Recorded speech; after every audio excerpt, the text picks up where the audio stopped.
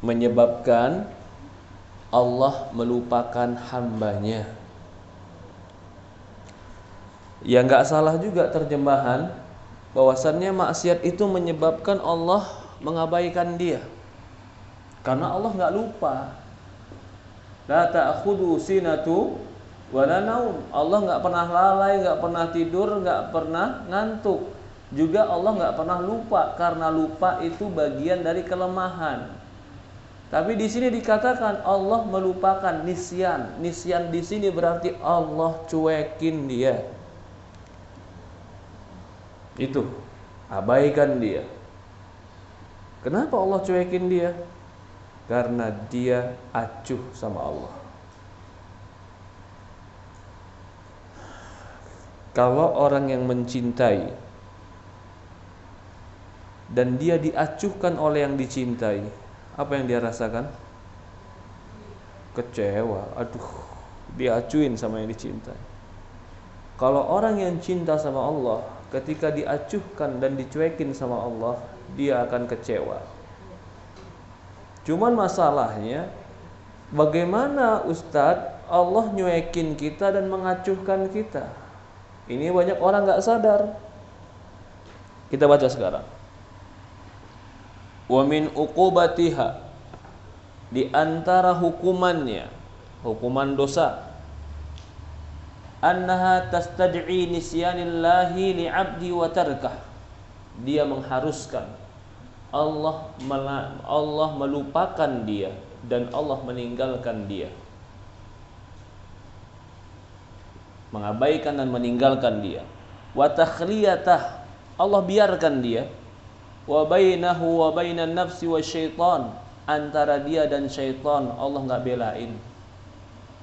Jadi ketika syaitan ganggu dia, Allah nggak kuatin dia. Ketika dia lagi susah, Allah nggak bantu dia. Ketika jiwanya lagi bergejolak, Allah nggak berikan dia kekuatan. Takhliyah, Allah cuekin, nggak peduliin sama Allah. Ketika syaitan menggoda dia untuk kejelekan, Allah nggak lindungi dia. Ya Allah, kalau begini, bisakah dia menghadapi jiwanya sendiri? Nggak bisa. Kita itu tidak bisa menghadapi jiwa kita sendiri yang terkadang mendorong kepada kejelekan, kecuali Allah yang memberikan kita kekuatan. Karena jiwa kita umumnya adalah senangnya mengikuti syahwat. Syahwat umumnya itu mengantar kepada kerusakan. Siapa yang bisa mengalahkan dirinya ketika bertempur dan berlawanan dengan syahwatnya kecuali Allah? Apalagi ketika syahwatnya atau keinginannya itu bertentangan dengan Allah, setelah itu syaitan pun membisikkan dia. Ya, contoh deh, contoh anak muda. Kita punya di rumah punya anak bujang, Bu. Punya anak bujang, fisiknya pasti lagi kuat-kuatnya, iya tidak? Lalu penampilannya juga lagi, ya anak bujang penampilan lagi bagus-bagusnya, Ustaz. 25, 30 lagi bagus-bagus. Dorongan fisik, dorongan mental, dorongan jiwa itu sangat kuat untuk dia melakukan kemaksiatan. Maaf, birahinya lagi besar-besarnya, penasaran lagi besar-besarnya, fisiknya pun lagi menarik-menariknya, keinginannya pun lagi kuat-kuatnya. Siapa yang bisa mengalahkan syahwat dia kalau bukan Allah yang membimbing pikiran dia? Ibu cuma bilang, nak, nanti jangan nakal ya. Itu cuma di kuping, Bu. Hati dia, siapa yang punya? Allah. Bayangkan, di dalam, kalau orang yang sudah mungkin agak tua, laki-laki yang agak tua, mungkin dalamnya ada dorongan, cuman kan fisiknya nggak ada daya tarik. Kekuatannya beda, benar tidak?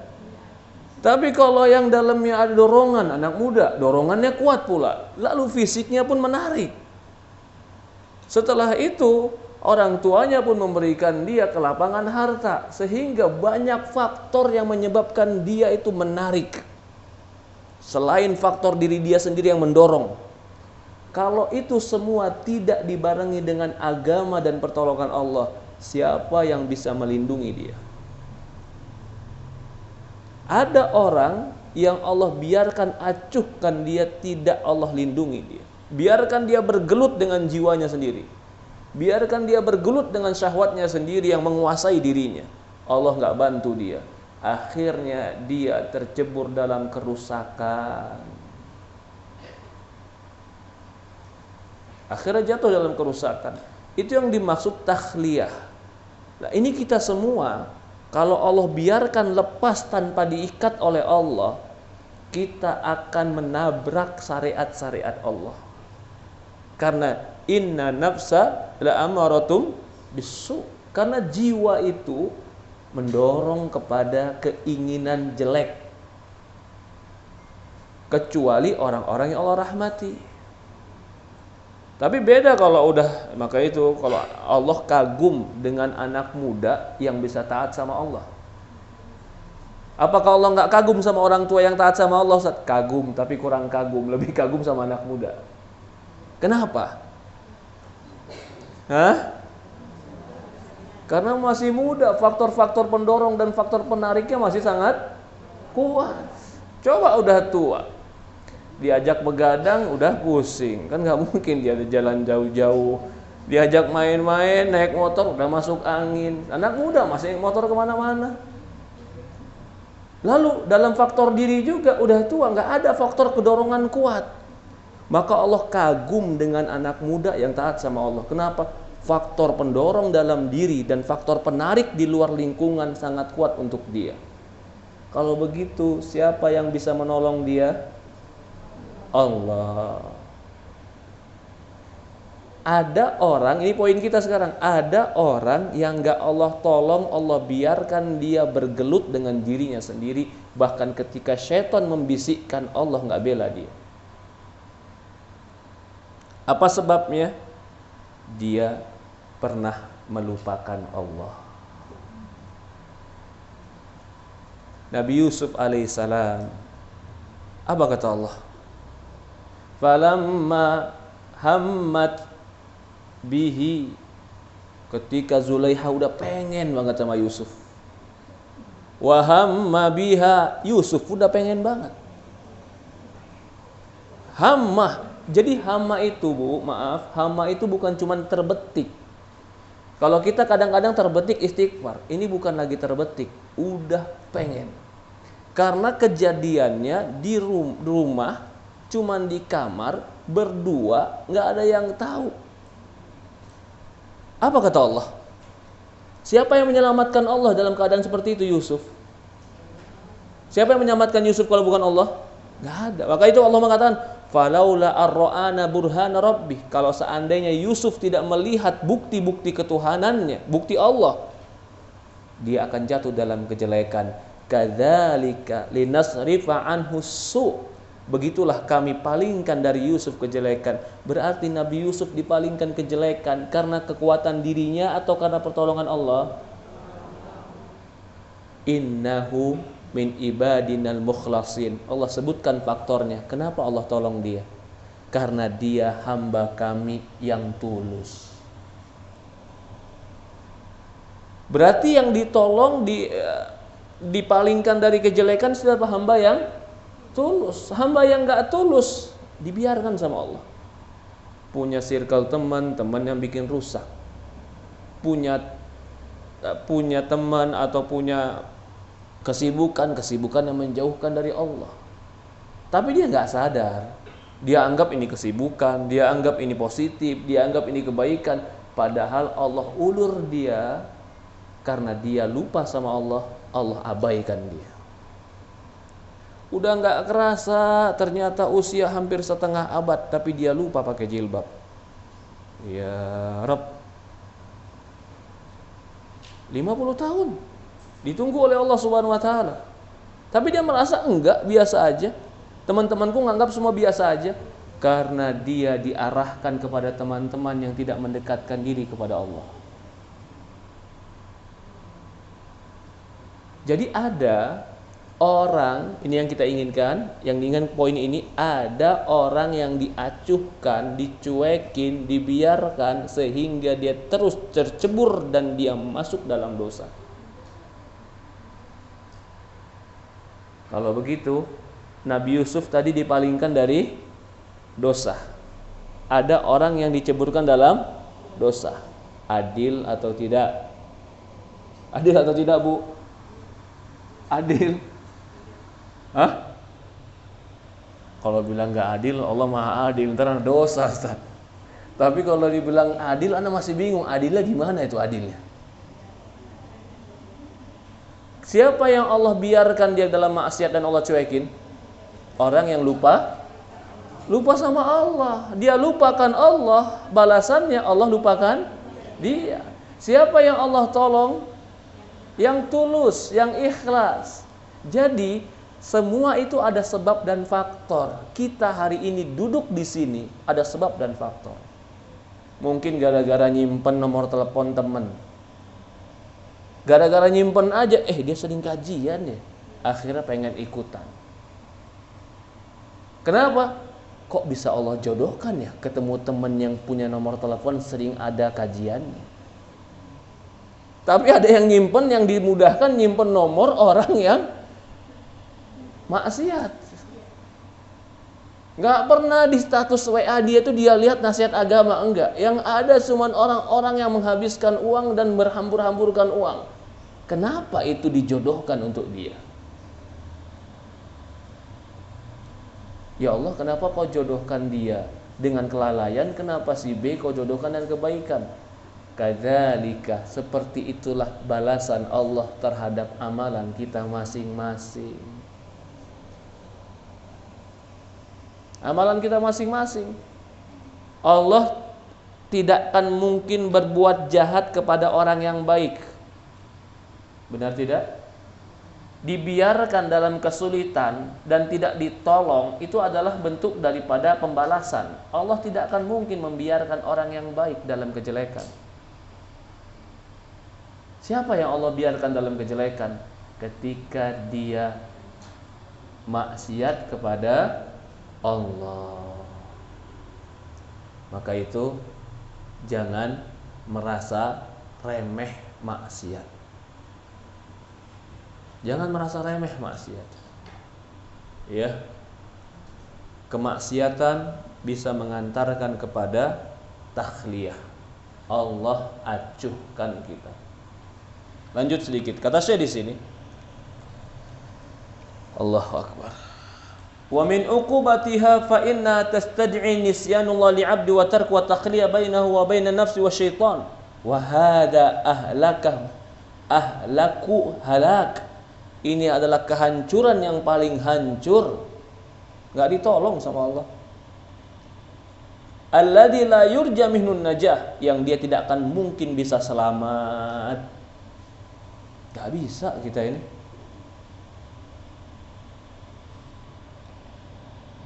Di dalam jiwa manusia terkadang mendorong kejelekan. Kalau bukan Allah yang membimbing dan memberikan kekuatan, kita enggak mampu. Maka Allah berfirman di dalam surat Al-Hasyr ayat 18 dan 19. Ya ayyuhalladzina amanu taqullah. Wahai orang-orang yang beriman, takutlah kepada Allah. Dikatakan takutlah kepada Allah. Wal tandur nafsum ma qaddamat lighad. Perhatikan amalanmu buat hari esok. Dapat Qur'annya? Wahai orang beriman, bertakwalah kepada Allah dan hendaklah setiap orang memperhatikan apa yang telah dia perbuat untuk hari esok. Karena perbuatan kita hari ini untuk hari esok. Fal tanzur nafsum ma qaddamat lighad wattaqullaha innallaha khabirum bima ta'malun. Takutlah kepada Allah. Sesungguhnya Allah Maha tahu terhadap apa yang kalian lakukan. Lalu kata Allah, ini ayat yang jelas, ayat 19-nya baru Allah bilang, Wala takunu kalladzina nasullah. Kamu jangan seperti orang yang melupakan Allah. Surat apa? Al-Hasyr ayat berapa? 19. Wala takunu, jangan kamu seperti orang yang melupakan Allah. Fa ansahum anfusahum. Mereka pada hakikatnya telah lupa diri mereka sendiri, melupakan diri mereka sendiri. Ulaika humul fasiqun. Merekalah orang-orang yang fasik. Kata Allah, jangan kayak orang yang suka melupakan Allah.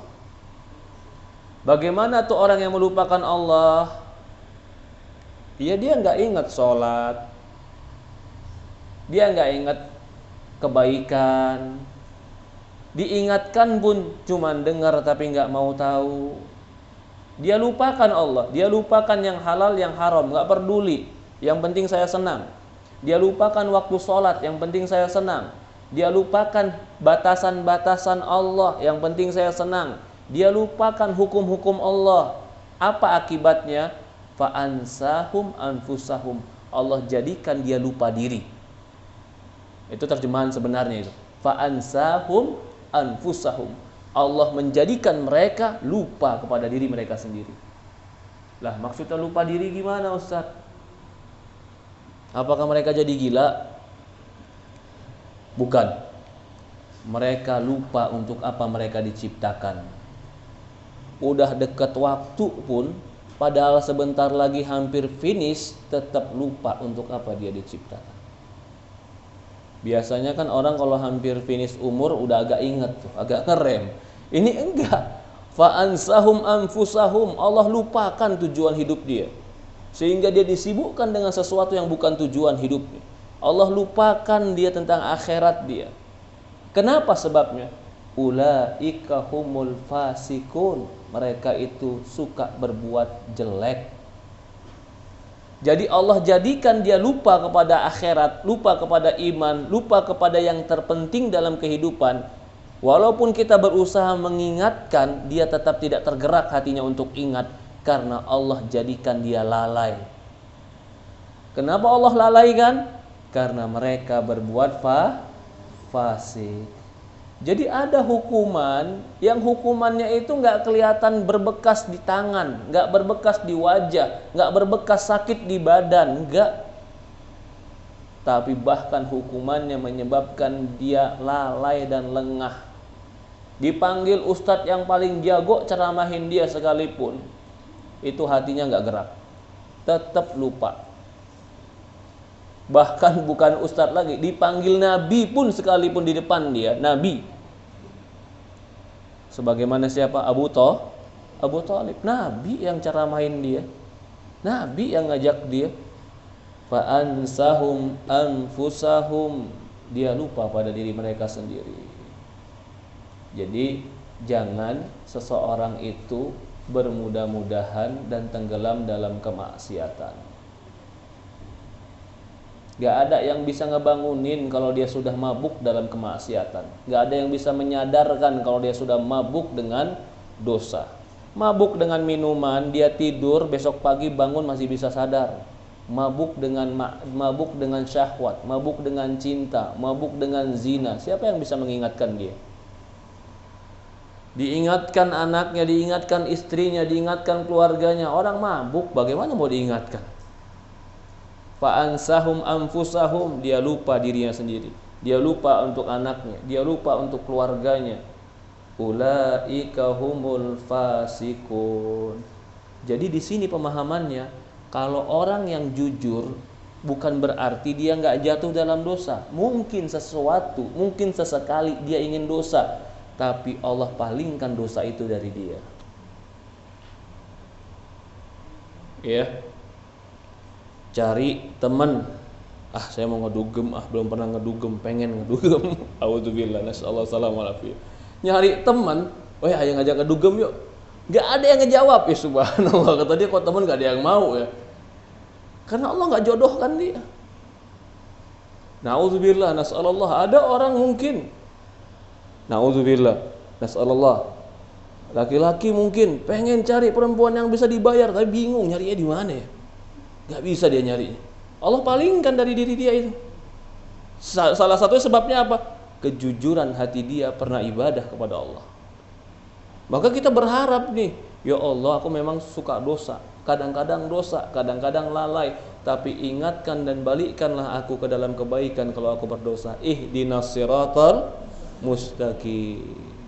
Ya Allah, balikkan aku kepada siratal mustaqim kalau aku berkeinginan dosa. Jangan kau lupakan aku, jangan kau abaikan aku, jangan kau acuhkan aku. Allah musta'an. Katanya di sini Allah memerintahkan bertakwa dan melarang hamba-hambanya yang mukmin seperti orang-orang yang melupakan ketakwaan. Dan Allah mengabarkan bahwasannya hukuman bagi mereka yang meninggalkan ketakwaan, Allah akan menjadikan dia lupa dengan dirinya sendiri. Yang dimaksud adalah dia lupa kebaikan-kebaikan buat dirinya. Dia lupa apa yang menyelamatkan dia dari azab Allah. Bahkan dia lupa terhadap apa-apa yang harusnya dia lakukan dalam kehidupan. Dia lupa. Karena sudah mabuk dengan maksiat tadi, dia lupa punya anak, lupa punya istri, lupa punya pekerjaan. Dia lupain itu semua. Ingatkan pun gak bakalan bisa ingat. Ada gak yang kayak begini, Bu? Hah? Ada. Kalau diingatkan kayak begitu gak mau dia. Bahkan kadang-kadang diingatkan dia marah. Lanjut. Sampai mana kita? Fa'ansau dzalika, bahkan dia lupa tentang kelezatan dan kebahagiaan yang sebenarnya. Ini dia. Apa itu kebahagiaan dan kelezatan yang sebenarnya? Dia lupa. Dia kira kebahagiaan dan kelezatan sebenarnya itu hanya dunia. Dia lupa bahwasannya dia akan mati, dia akan kembali ke akhirat, ada surga. Dia lupa. Bukan yang namanya lupa itu bukan nggak tahu. Dia pernah tahu tapi dia nggak diingatkan. Dibutakan. Ya subhanallah.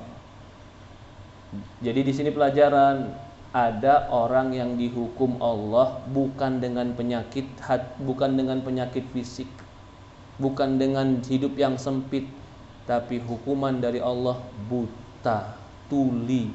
Dia nggak mau mengingat dan mendengar peringatan Allah. Kemudian dikatakan, wa ansahu bidzalika kulla jazaan liman nasiyahu min 'azamat. Allah jadikan dia melupakan itu semua dikarenakan balasan terhadap apa yang dia lupakan dari keagungan dan takut kepada Allah. Dan dia lupa terhadap menegakkan perintah-perintah Allah. Maka kau perhatikanlah pelaku maksiat, muhmilan lil masalih. Perhatikanlah, orang pelaku maksiat itu kebanyakannya dia melalaikan sesuatu yang baik buat dirinya. Bahkan dia menelantarkan kebaikan buat dirinya. Jadi dia sendiri buat kebaikan diri sendiri itu susah. Buat kebaikan dirinya sendiri pun dia lalai. Kesehatannya dia lalai, dia makan sesuatu yang gak peduli sehat atau enggak. Istirahatnya dia lalai, dia gak peduli buat dia sehat atau tidak. Bahkan buat kebaikan dirinya pun dia lalai, diingatkan susah. Padahal itu buat kebaikan diri dia sendiri.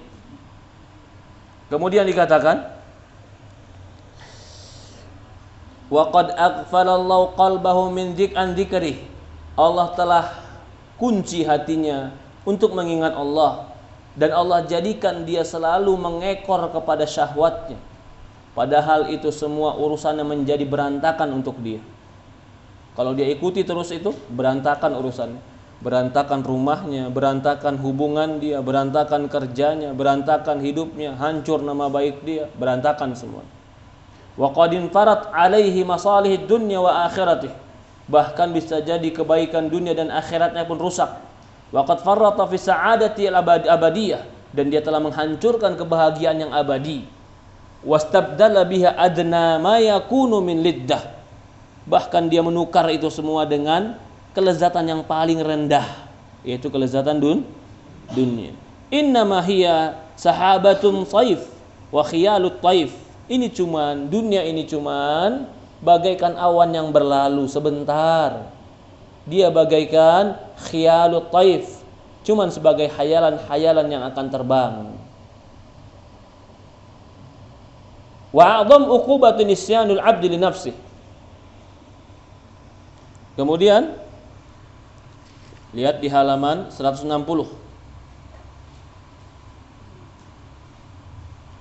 Yang paling atas, hukuman terbesar bagi seorang hamba adalah Allah jadikan dia melupakan dirinya sendiri. Tapi kalau ada hamba, jadi ini ada cerita Rasulullah SAW bercerita tentang di zaman Rasulullah SAW ada seorang laki-laki melihat perempuan, laki-laki muda dan perempuan muda. Lalu si laki-laki ini menggoda perempuan supaya perempuan ini mau melakukan sesuatu yang salah. Tidak lama kemudian si laki-laki ini berjalan, tiba-tiba ada tembok yang rubuh ke kepala dia, sakit kepala dia.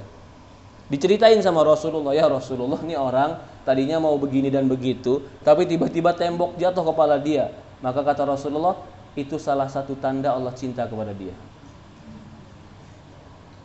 Jadi ketika dia mau berbuat salah langsung Allah tegur. Kalau ini beda, dia berbuat salah, Allah nyamankan dan Allah biarkan dia. Allah lupakan dia. Allah tadi apa kita bilang? Allah cuekin dia. Jadi ini kata Syekh, makanya itu hukuman terbesar bagi orang hamba adalah melupakan dirinya sendiri. Hukuman ini hukuman yang paling gak kerasa. Banyak orang gak tahu nih hukuman. Itulah yang dikatakan sebagai makar Allah, tipu daya Allah.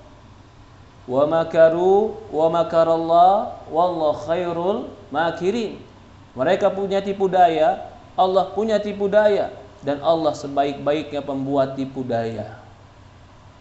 Mereka pura-pura baik, pura-pura soleh, Allah tahu mereka bohong.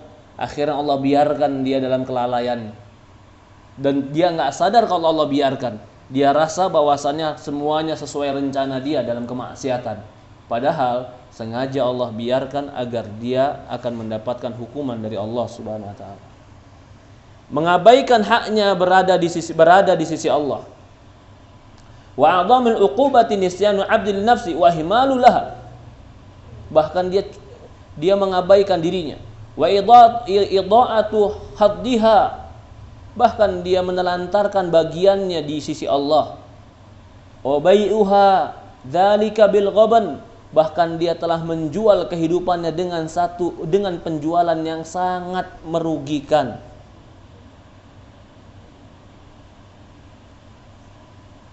Wal hawan wal abkhasus tsaman. Bahkan dia telah menjual hidupnya dengan harga yang paling rendah. Fadayya man la ghana lahu an. Dia telah menelantarkan Allah yang tidak mungkin dia bisa lupakan.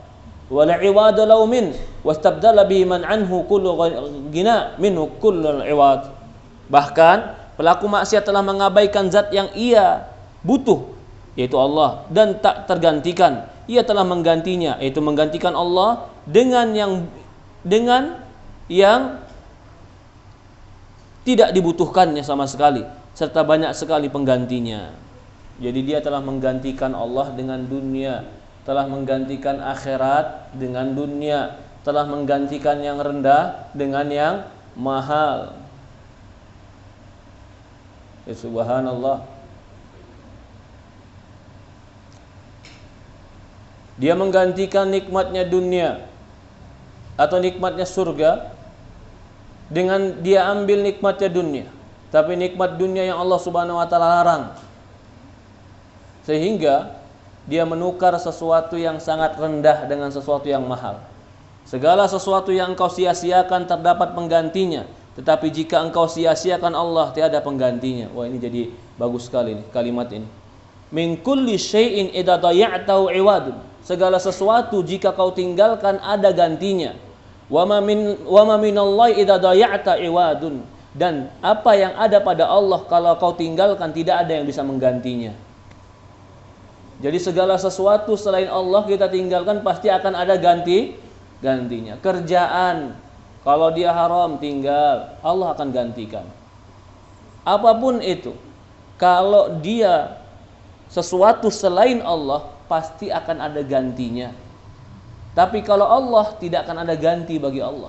Maka dikatakan, min kulli syai'in idza daya'tahu iwadun. Segala sesuatu jika kau telantarkan, kau tinggalkan, maka akan ada gantinya. Wa ma min ilahin in daya'tahu iwadun. Dan apa yang ada pada Allah jika kau telantarkan, tidak akan pernah ada gantinya.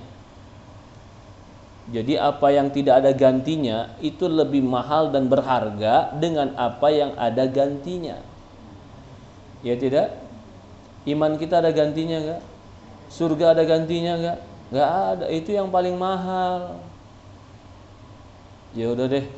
Gimana kalau saya kasih uang berapa? 50 juta. Lalu ngapain? Coba jilbabnya dibuka dulu, saya mau foto. Sebagai apa? Endorse. Udah enggak apa-apa, endorse 50 juta nih lumayan. Hah? Tergiur, katanya tambahin dikit deh, boleh, kata dia. Subhanallah. Tambahin dikit boleh. Apa yang ada pada manusia akan ada gantinya. Tinggalkan karena Allah. Man taraka syai'an lillahi awadallahu khairum min. Barang siapa yang meninggalkan sesuatu karena Allah, Allah akan ganti yang lebih baik dari dia. Ini jadi prinsip hidup. Kalau udah urusannya tentang Allah, nggak bisa diganggu gugat. Allah tetap yang paling utama. Ketika kau berusaha melupakan Allah dan lalai kepada Allah, maka bisa jadi hukumannya Allah menjadikan kita lupa kepada diri sendiri. Fallahu yu'awidu an kulli ma siwa. Allah akan menggantikan segala sesuatu selain Dia. Wala yu'awidu minhu syai', dan satu apapun tidak akan ada yang pernah bisa menggantikan Allah. Enggak ada yang bisa menggantikan Allah di hati orang mukmin. Yughni an kulli syai' wala yughni anhu syai'. Dia enggak butuh segala sesuatu, tapi Allah lah yang tempat butuh segala sesuatu. Yujiru min kulli syai' wala yujiru minhu syai'. Allah lah, ya, Allah lah mencegah segala sesuatu dan tidak ada yang bisa mencegah mudarat dari Allah. Ini penting juga nih. Kalau Allah ingin memberikan manfaat, maka tidak akan ada yang bisa menghalangi manfaat. Kalau Allah ingin memberikan mudarat, maka tidak akan ada yang bisa menghalangi mudarat. Kalau begitu, tawakalkan, sandarkan hati kita hanya kepada Allah. Jadikan Allah paling utama di dalam jiwa kita. Inilah yang dikatakan ilmu tauhid. Ilmu kekuatan jiwa untuk mendahulukan Allah dari segala apapun. Semakin kuat hati seseorang untuk mendahulukan Allah dari apapun, semakin Allah mencintai dia, karena dia telah menjadikan Allah spesial dalam jiwanya. Sampai Nabi Ibrahim dites mana yang lebih dia dahulukan. Apa ujian Nabi Ibrahim untuk mengetesnya? Disuruh motong anak. Ya Allah, itu ujian yang paling berat loh. Mana yang kamu dahulukan, anakmu atau Allah? Akhirnya Ibrahim membuktikan Allah yang dia dahulukan dan dia siap memotong anaknya. Begitu sudah diletakkan anaknya, Allah langsung bilang, ya Ibrahim, qad sadaqta ru'yak. Ya Ibrahim, kamu telah membenarkan mimpi. Kalau kita nggak sampai ke situ, kita tesan kita cuma satu. Kadang-kadang apa tesannya ini kita? Allah atau bukan Allah? Apa itu? Ibu, apa biasanya? Apa ya? Oh gini. Ini masalah ringan lah. Masalah ringan. Apa hukumannya? Apa hukumnya dalam Islam dan dalam sunnah laki-laki salaman sama perempuan? Boleh atau tidak? Yang bukan mahram? Nggak boleh. Lagi ikut kondangan Ustadz. Ini kondangan teman-teman semua. Hah? Ya nggak apa-apa lah Ustadz. Kan Ustadz lagi nggak ada. Ustadz kan di kajian doang. Subhanallah. Itu bukti. Mana yang dikedepankan? Ilmu atau bukan ilmu? Ilmu, alhamdulillah. Kalau lagi di kajian, tapi kadang-kadang lupa. Nah, itu manusia. Itu perkara yang kecil. Mana yang kita kedepankan? Ya kan? Mana yang kita kedepankan? Allah atau bukan? Dan ini setiap sisi kehidupan itu ada. Bahkan perkara yang terkecil saja. Mana yang kita kedepankan? Sudah datang waktunya sholat atau kegiatan kita masing-masing? Ini juga kadang-kadang ditanya buat diri kita. Kadang-kadang setan datang, entar nggak apa-apa, entar. Jadi kalimat entar itu sebenarnya kalimat jurus yang dimasukkan ke dalam hati kita dan itu bisa paling mempengaruhi kita. Nanti dulu. Entar dulu, tanggung, itu namanya dikatakan yatamanna. Yaitu itu yang disebut dengan angan-angan. Nanti. Lanjut lagi. Wa yamna min kulli syai'in. Wa kaifa yansa dzikrahu wa yudayyi amrahu hatta yansi nafsahu wa yakhsaraha wa yadlimuha wa a'dhamu dzulm. Lalu kata Syekh, bagaimana mungkin orang hamba merasa tidak membutuhkan kekuatan kepadanya? Yaitu bagaimana mungkin seorang hamba enggak merasa butuh ketaatan kepada Allah? Ini sebenarnya benar. Kok bisa orang merasa enggak butuh Allah? Sementara dia tiap hari hirup oksigen Allah.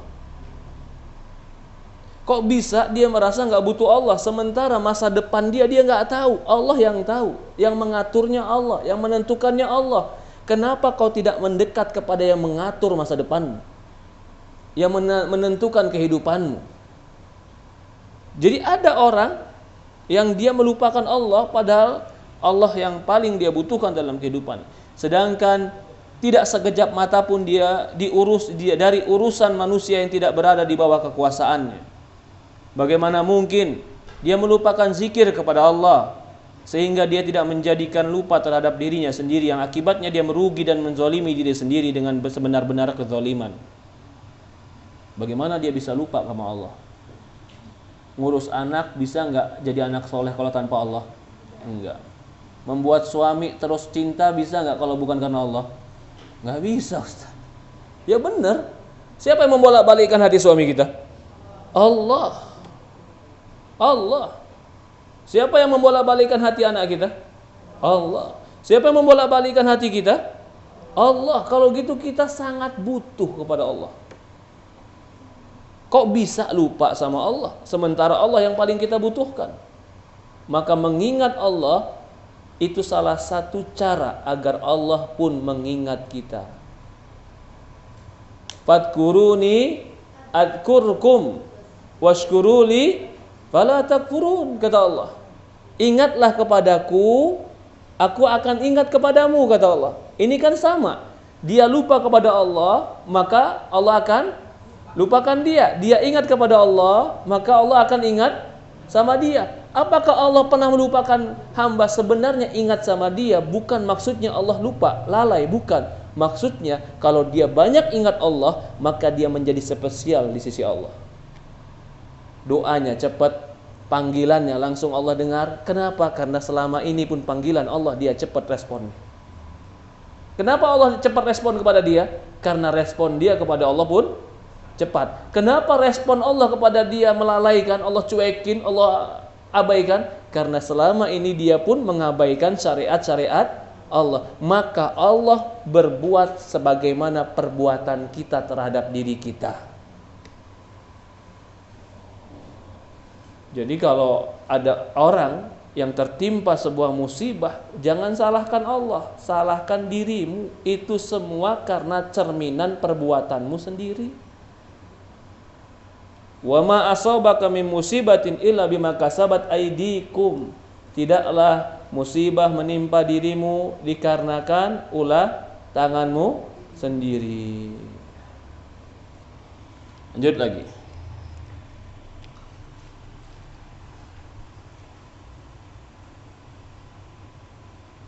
Bagaimana mungkin dia melupakan zikir kepadanya?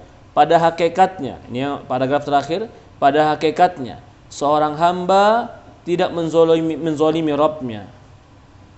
Iya, kita nggak bakalan pernah bisa menzolimi Allah. Kejahatan kita tidak akan pernah merugikan Allah walaupun setitik. Kezoliman dan kejahatan kita pada hakikatnya adalah merugikan diri kita sendiri. Kita lupa sama Allah, apakah merugikan Allah? Tidak. Siapa yang rugi? Kita, karena nggak ditolong sama Allah. Kita nggak sholat, apakah mengurangi kekuasaan Allah? Tidak. Siapa yang rugi? Kita yang rugi. Tapi yang kayak begini tidak akan mungkin bisa dipahami oleh orang yang bermaksiat kepada Allah. Gak bisa. Loh kenapa Ustaz? Bukankah bahasa itu gampang dipahami? Mereka bisa memahami secara bahasa, tapi gak bisa memahami secara iman dan merasakan dalam jiwa.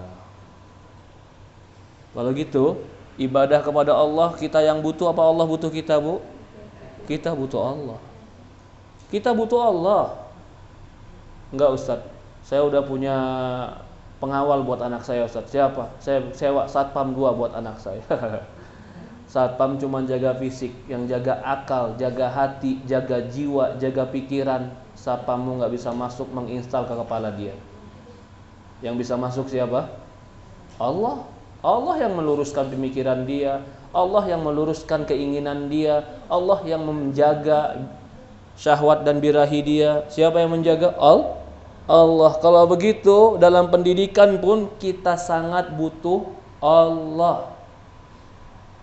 Lalu kita butuh Allah, kebutuhan kita sangat mendasar kepada Allah, kita maksiat sama dia, kita bangkang dia, kita nggak patuhin dia, bahkan kita melawan kepada dia. Bagaimana dia mau nolong kita sementara kita melupakan dia? Falamma fala takunu kalladzina nasallah. Jangan kamu seperti orang yang melupakan Allah. Fa ansahum anfusahum. Maka Allah akan jadikan mereka lupa terhadap diri mereka sendiri. Ulaika humul fasikun. Mereka lah orang-orang yang fasik. Sampai ada saking lupanya dia kepada dirinya sendiri, dia ngerasa bahwasannya dia belum menikah dan belum punya anak. Perbuatannya nggak pantas jadi orang yang udah punya anak dan punya keluarga. Diingetin, kamu tuh punya anak, kamu tuh punya keluarga, kamu tuh punya cucu. Masa saya punya, kata dia, subhanallah. Lupa sama dirinya sendiri dia. Sehingga dia berbuat sesuatu yang nggak pantas. Hukuman dari Allah. Fa ansahum anfusahum ulaika humul fasikun. Kembali lagi, Nabi Yusuf ditolong sama Allah, dipalingkan dari maksiat, sebabnya karena ketulusan dan kejujuran di dalam hati.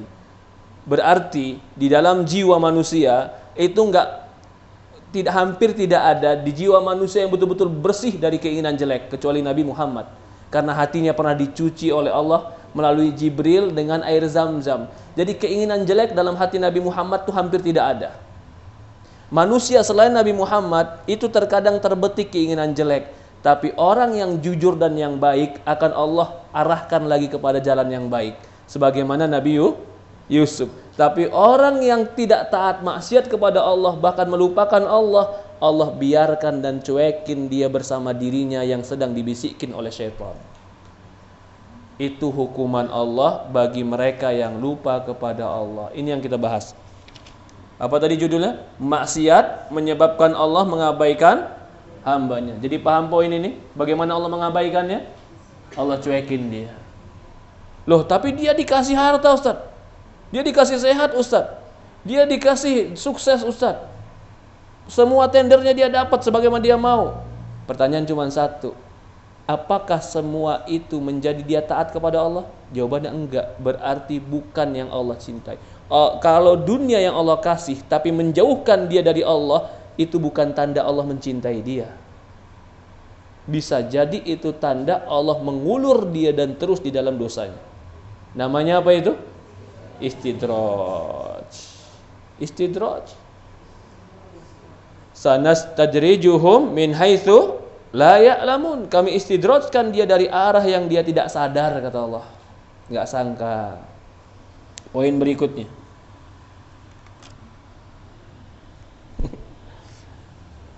Maksiat mengeluarkan seorang hamba dari koridor ihsan, dari batasan-batasan ihsan.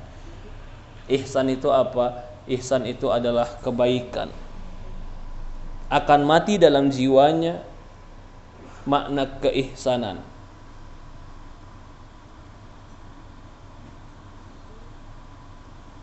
Apa itu ihsan? Karena di sini judul pun nggak menjelaskan apa itu ihsan. Yang ke-26, maksiat mengeluarkan seorang hamba dari wilayah ihsan. Coba, maaf, kalau kita baca sendiri di rumah, kira-kira paham nggak maksudnya? Hah? Enggak, Ustaz. Iya. Maka nggak semua ilmu agama itu bisa baca sendiri. Lah, kalau saya kok bisa tahu, Ustaz baca sendiri. Saya juga belajar. Maka nggak ada orang Ustaz bisa autodidak dari nol baru jadi Ustaz, nggak bisa. Yakin saya. Kenapa? Pertama, kalau dia nggak punya bahasa Arab, yang dia baca terjemahan. Terjemahan itu kadang-kadang bikin ribet. Bahasa Arabnya gampang, terjemahannya susah. Saya maka sering bawa bahasa Arab, bawa terjemahan. Kenapa? Karena terjemahan dipegang ibu-ibu. Saya bisa mendekatkan maknanya. Bahasa Arab memahami bahasa lugonya. Kita di sini maksudnya apa? Orang yang maksiat kepada Allah akan dikeluarkan dari kelompok ihsan. Apa itu ihsan? Ihsan itu adalah dia merasa dipantau oleh Allah. Sehingga semakin hari semakin dia tidak merasa dipantau oleh Allah. Maka merasa dipantau oleh Allah itu bisa pudar dan bisa menambah. Kalau lagi Ramadan, betul-betul merasa dipantau sama Allah. Kalau lagi depan Ka'bah, merasa betul-betul merasa dipantau oleh Allah. Ya tidak? Itu namanya ihsan. Itu akan Allah berikan kepada orang-orang yang jujur, yang ibadah kepada Allah. Tapi itu pun bisa pudar. Nggak merasa dipantau, nggak merasa nikmatnya ibadah, nggak merasa lezat, nggak merasa bahwasannya Allah tahu tentang apa dia. Sehingga ketika dia buat kesalahan dan dia membuat sebuah dosa, dia tidak merasa bersalah. Baca sedikit. Ayo kita baca sedikit. Wa min uqubatiha, di antara hukuman pelaku maksiat, anna tukhrijul 'abda min dairatil ihsan. Maksiat itu akan mengeluarkan dia dari daerah, dari batasan-batasan ihsan, dari lingkungan ihsan, sehingga dia enggak merasa lagi ihsan. Wa tamna'u min thawabil muhsinin, bahkan dia terhalangi dari pahala orang-orang yang berbuat baik. Fa innal ihsan idza basyaral qalb, karena sifat ihsan jika telah masuk dan menyerap ke dalam hati, dia akan menghalangi melakukan maksiat. Ihsan itu merasa dipantau oleh Allah, merasa takut dan merasa ada keberadaan Allah, itu ihsan. Orang yang melakukan maksiat, lama-kelamaan perasaan dipantau oleh Allah dan takut kepada Allah hilang. Fa inna man 'abdallah ka'annahu yara lam yakun dzalika illa isti'la'i dzikri wa muhabbati wa khaufi wa raja'i ala qalbihi. Karena barang siapa yang beribadah kepada Allah seolah-olah dia melihat Allah, itu tidak akan bisa kecuali hatinya telah dikuasai dengan cinta, takut, berharap kepada Allah. Bihaitsu yasiru ka'annahu syahid, sampai karena takut dan cintanya yang besar tadi, sampai seolah-olah dia mempersaksikan Allah.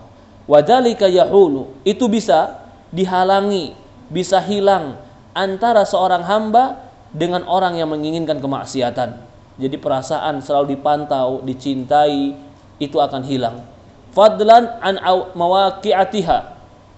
Fa idza kharaja an dairatul ihsan, kalau dia sudah tidak lagi merasakan ihsan dalam jiwanya, maka dia akan hilang merasa diawasi oleh Allah. Dia akan hilang merasa dipantau oleh Allah. Maka dia akan hilang segala bentuk rasa takut kepada Allah Subhanahu wa taala. Hal ini menghalanginya dari keinginan bermaksiat, terlebih lagi mengerjakannya. Fa in aradallahu bihi khairan aqarra fi dairatul umumil mu'minin. fa in asahu bil ma'asi allati yukhriju dairatul iman kana qala la yazni zani hina yazni wa huwa mu'min wa yashrabul khamra hina yashrabu wa huwa mu'min wa la yasriqu as-sariq hina yasriqu wa huwa mu'min wa la yantahibu nuhbatan dhata syarafin yarfa'u ilai fiha an-nasu absaruhum hina yantahibuha wa huwa mu'min fa iyyaka taubatul ma'rudha ba'd. Kata Rasulullah SAW atau kata Syekh, jika Allah menginginkan seorang hamba kebaikan, maka dia akan dimasukkan dalam golongan orang-orang beriman. Kalau dia bermaksiat dengan kemaksiatan, maka dia akan dikeluarkan dari golongan orang-orang beriman. Sebagaimana Rasulullah bersabda, tidaklah berzina seorang yang berzina ketika berzina dan dia beriman. Tidaklah minum khamar ketika minum khamar dia dalam keadaan beriman. Tidaklah pencuri ketika mencuri dalam keadaan beriman. Tidaklah perampok ketika merampok dalam keadaan beriman. Fihimun nas yarfa'u ilai fihan nasu absaruhum hina yantahibuha wa huwa mu'min. Wa iyyakum, hati-hati kalian dari berbuat dosa. At-taubatu ma'rudha ba'da.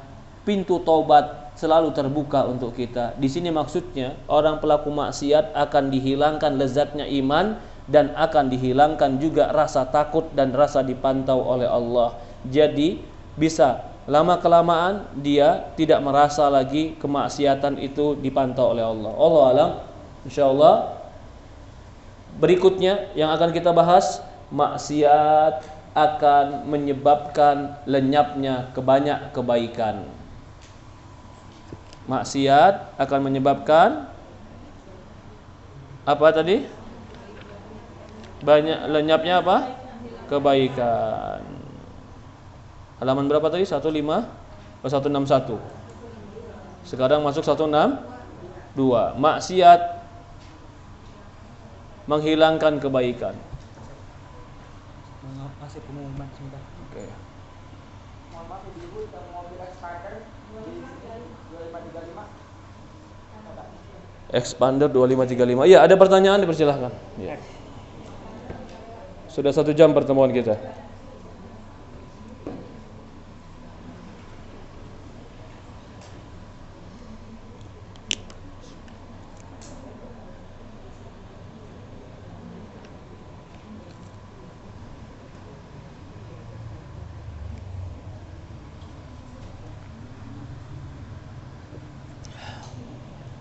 Tidak ada pertanyaan? Cukup? Silakan Ibu. Ya, silakan. Kanan. Silakan Ibu. Ada mic? Ki? Tidak ada. Ya, langsung saja Ibu.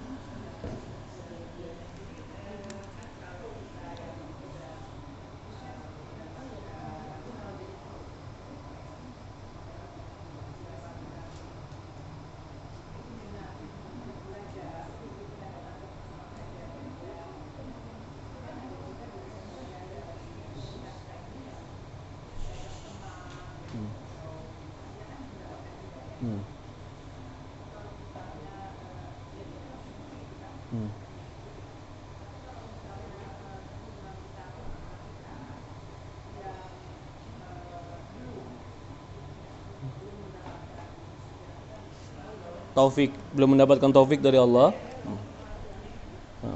Berusaha.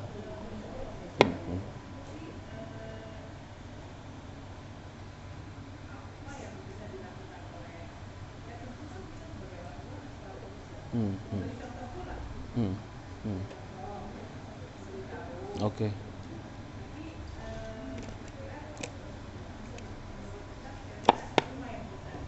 Oke. Ini yang kita katakan bahwasannya iman itu, taufik dan hidayah itu tidak bisa diwariskan, tidak bisa dihadiahkan, tidak bisa dibagikan. Rasulullah SAW itu tidak bisa memberikan hidayah kepada pamannya. Ibrahim tidak bisa memberikan hidayah kepada siapa? Ayahnya. Lut tidak bisa memberikan hidayah kepada siapa? Anak dan istri. Nuh kepada anak dan istri. Jadi ada nabi yang diuji dengan pasangan dan anak, ada nabi yang diuji dengan paman, ada yang nabi yang diuji dengan ayah. Lah kita ini bagaimana Ustadz? Kita disinilah poin sebenarnya. Semakin kita mengerti hidayah itu bukan di tangan kita, semakin kita menunjukkan sangat butuh Allah. Bagaimana kalau nggak bergantung kepada Allah? Bergantung saja Ustadz, itu yang paling besar. Yang paling besar itu adalah ketergantungan kita kepada Allah. Lalu kita beramal soleh kepada Allah, mencari amalan-amalan supaya Allah meridhoi kita, sehingga Allah memberikan kita anak-anak yang soleh. Baru setelah itu perhatikan pergaulan dia, perhatikan ibadah dia, perhatikan teman sekolah dia. Menurut saya ini poin kedua, langkah kedua, barulah perhatikan lingkungannya.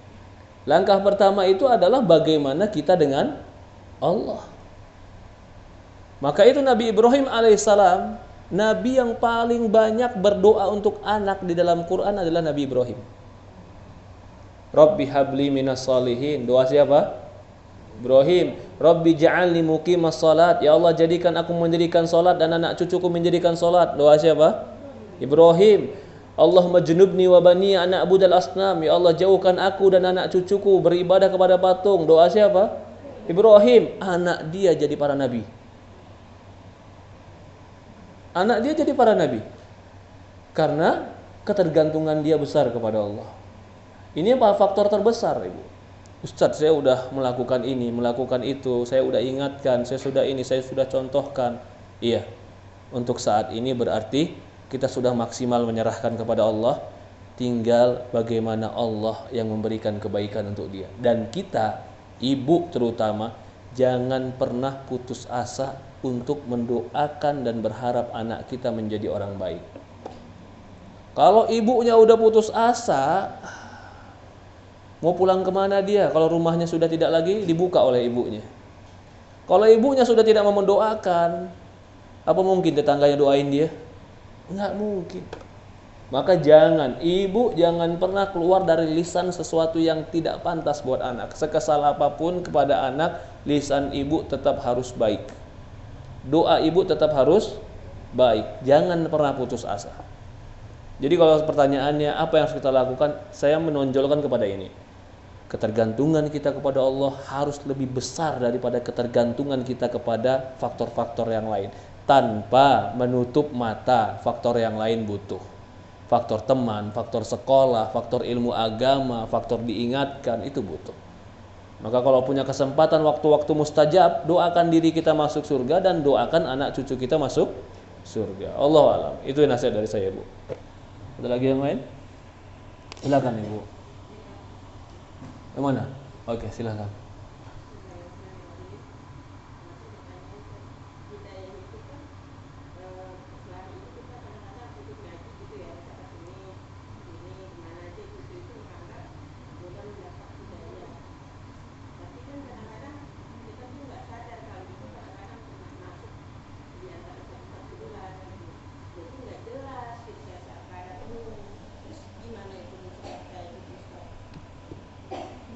Iya.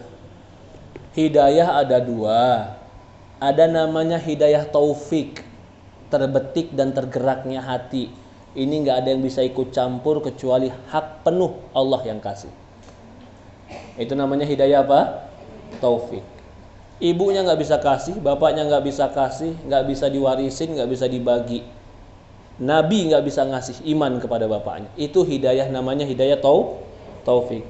Innaka la tahdi man ahbabta walakinnallaha yahdi man yasha. Sesungguhnya engkau tidak akan bisa memberikan hidayah kepada siapa yang kau cintai, akan tetapi Allah yang memberikan hidayah kepada siapa yang Allah keinginkan. Ada bentuk hidayah kedua, namanya hidayatul irsyad wal bayan. Hidayah berupa petunjuk dan penjelasan. Dia memberikan arahan-arahan kepada petunjuk dan arahan. Inilah hidayah yang bisa diberikan oleh para nabi. Nabi cuma bisa memberikan arahan, petunjuk. Inilah hidayah yang bisa diberikan orang tua kepada anak, arahan, petunjuk. Tapi keterbetikan hati tetap dari Allah. Lalu timbul pertanyaan, apa yang dimaksud hidayah tadi? Hidayah itu adalah petunjuk. Quran itu adalah hidayah. Dzalikal kitabu la raiba fi hudal lil muttaqin. Itulah kitab Quran, huda, hidayah bagi orang-orang yang bertakwa. Jadi Quran itu petunjuk hidayah. Kalau kita belajar agama maka harus di atas petunjuk Al-Quran dan Sunnah. Saya belajar agama Ustaz, tapi di atas hidayah tidak, di atas petunjuk tidak, atau di atas dongeng. Ya, kalau dongeng soalnya seru Ustaz, kayaknya enak banget kalau ceritain. Subhanallah. Jangan, harus di atas Al-Quran dan Sunnah, karena itu hidayah. Hudal lil muttaqin, petunjuk bagi orang-orang yang bertakwa. Kalau nggak ada dalil Qur'annya dan dalil sunnahnya, itu bukan hidayah namanya. Karena hidayah itu bukan semua ucapan ustadz. Hidayah itu adalah ucapan yang bersandar kepada petunjuk Al-Quran dan Sunnah. Itulah yang dikatakan hidayah. Maka kalau kita mau cari hidayah, carilah dari orang-orang yang menyandarkan ilmunya kepada Al-Quran dan hadis Rasulullah SAW, memurnikan kepada itu, kepada pemahaman sahabat, memurnikan kepada itu, maka itulah yang dikatakan petunjuk. Tapi kalau semakin jauh daripada Quran, semakin kosong daripada Al-Quran dan hadis, maka semakin kosong dia dari hidayah, dan itu bukan dikatakan hidayah. Allahu a'lam. Fanzur amman ta'khudha dinakum, maka perhatikan dari mana kita ambil ilmu agama kita. Ya, tadi ada pertanyaan, silakan Ibu. Maksiat yang dilakukan seseorang itu apakah putus kepada dia saja atau bisa berakibat sampai dengan keturunan? Maksiat apakah putus kepada dia saja atau bisa kepada keturunan? Maka jawabannya ada yang bisa sampai keturunan, ada yang mungkin putus sampai dia. Loh, gimana Ustaz? Kalau maksiatnya selama ini dia pertontonkan depan anak-anaknya, maka apa yang ditonton oleh anak-anaknya akan menjadi sebuah kebiasaan yang akhirnya akan diikuti oleh anak-anaknya. Contohnya apa itu kemaksiatan yang biasa ditontonkan kepada anak-anak? Mungkin tadi ibunya nggak pakai jilbab, ditontonin ke anak, sehingga anak menganggap kalau nggak pakai jilbab itu biasa. Nanti besok-besok anaknya begitu gede juga yang nggak pakai jilbab. Kenapa? Ibuku begitu. Lalu ketika ibunya udah mulai tua, lalu dia pakai jilbab, dia suruh anaknya pakai jilbab. Kata anaknya apa? Entar Bu, tunggu tua. Kenapa? Karena dia lihat ibunya ketika tua baru pakai jilbab. Itu sekarang pertanyaannya, sebab orang tua ada nggak walaupun sedikit? Ada walaupun sedikit. Ada walaupun sedikit. Tapi ada juga yang Allah langsung berikan taufik dan hidayah. Jadi apakah semua dosa orang tua langsung berdampak kepada anak? Jawabannya tidak. Tapi apakah ada dosa-dosa orang tua yang mungkin berdampak kepada anak? Kita jawabannya iya.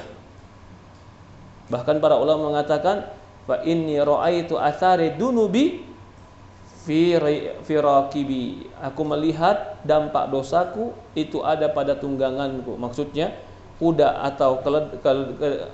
atau onta yang dia naikin itu jadi maksiat, susah diatur kalau dia maksiat kepada Allah Subhanahu wa taala. Allahu a'lam.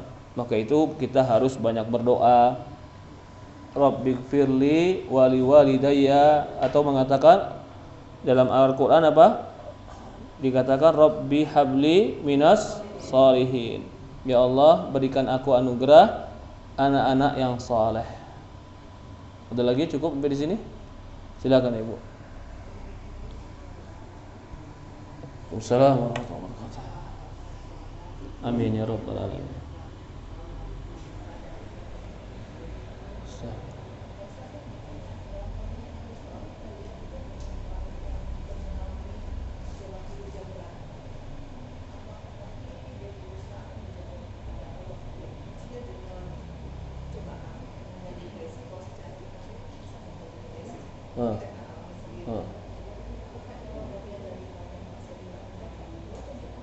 Oke.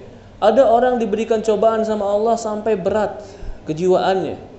Rasulullah mengatakan dalam sebuah hadis, "Idza aradallahu bi 'abdi khairan, ajjala lahu uqubatan fid dunya." Jika Allah menginginkan kebaikan bagi seorang hamba, Allah cepatkan hukuman di dunia. Hatta yalqi Allah laisa lahu khati'ah, sampai nanti dia ketemu Allah nggak ada dosa lagi. Dalam sebuah riwayat dikatakan, idallah arada man yuridullahu, atau idallah ahabba biqaumin ibtalah. Idza ahabba Allahu biqaumin ibtalah. Dalam sebuah riwayat dikatakan, jika Allah mencintai satu kaum, Allah berikan dia bala. Faman radiya falau ridha, faman sakhita falau sukhat. Kalau dia ridha dengan ujian dan bala itu, Allah akan ridha pada dia. Kalau dia murka dengan ujian dan bala itu, Allah murka kepada dia. Jadi ada orang yang Allah berikan musibah karena ingin menggugurkan dosa dia, sampai kalau dia ketemu Allah, dia tidak berdosa lagi. Ada orang yang Allah berikan dia bala, ujian, agar Allah melihat bentuk kesabaran dan keridhaan dia sampai dia diangkat derajatnya. Nah, lalu sekarang ada orang yang diberikan ujian sampai hampir mungkin orang menganggap dia akan depresi. Apakah itu penggugur dosa dia atau disebabkan dosa dia? Bisa jadi penggugur dosa dia. Tapi apakah pasti dikarenakan sebab dosa dia? Belum tentu. Tergantung amalan. Sekarang Nabi Ayub alaihissalam sakit seumur hidup. Apakah karena dosa atau karena ujian? Karena ujian. Nabi Ayub alaihissalam. Nabi Yakub, bapaknya Nabi Yusuf, buta. Buta Nabi, karena dia betapa sedihnya dia. Dia sedihnya itu, Bu, sampai saking sedihnya dia nangis, matanya putih semua, buta dia. Kenapa dia sedih? Kehilangan Yusuf. Kehilangan Yusuf sampai ketika dia masih buta dilemparin baju kain. Ini kain bekas dipakai Yusuf, dia langsung bilang, aku yakin Yusuf masih ada. Baru cium bajunya saja dia langsung kayak orang yang betul-betul merindukan anaknya. Itu karena dosa atau karena ujian untuk dia? Ujian, Allah mencintai dia.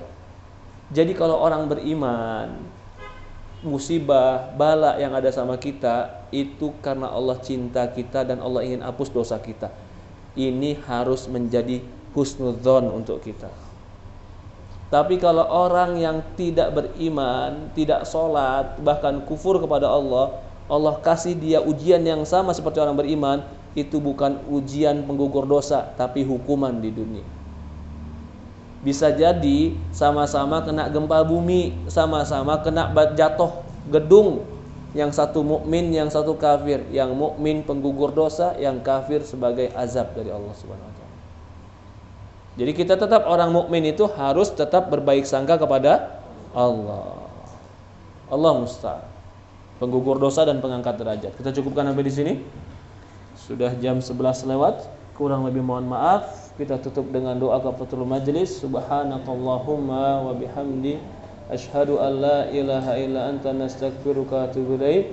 Assalamualaikum warahmatullahi wabarakatuh.